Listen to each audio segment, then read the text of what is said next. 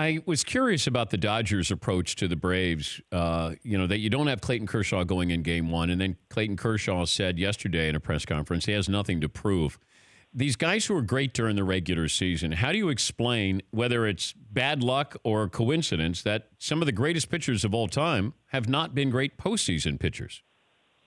Yeah, I think that it gets broken down that way, and it's not just in baseball; it's in sports. I mean, in period. I mean, you look back at John Elway before he won the Super Bowls. It was the same thing. It was Jim Kelly.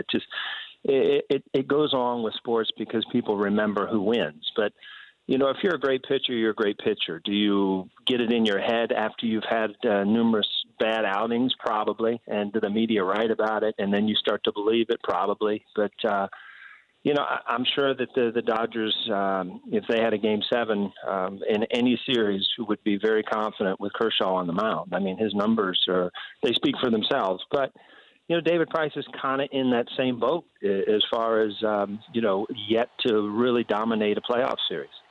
But then you go to Schilling.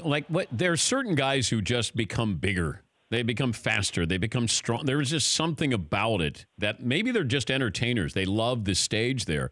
How do you explain Schilling or Smoltz, Jack Morris, some of these guys that they loved the moment? They weren't afraid.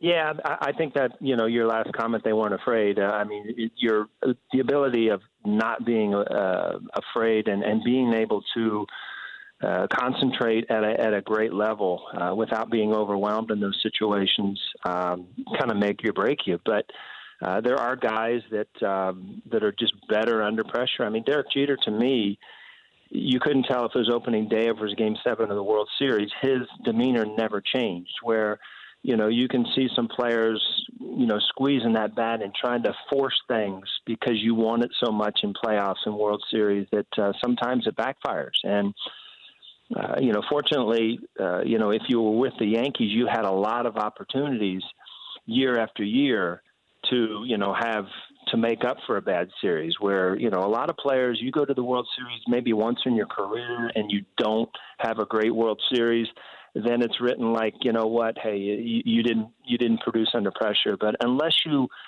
have a little larger sample size, it's very hard to judge somebody. For more Dan Patrick Show, tune to Audience Channel 239 on DirecTV or download the Dan Patrick Show app.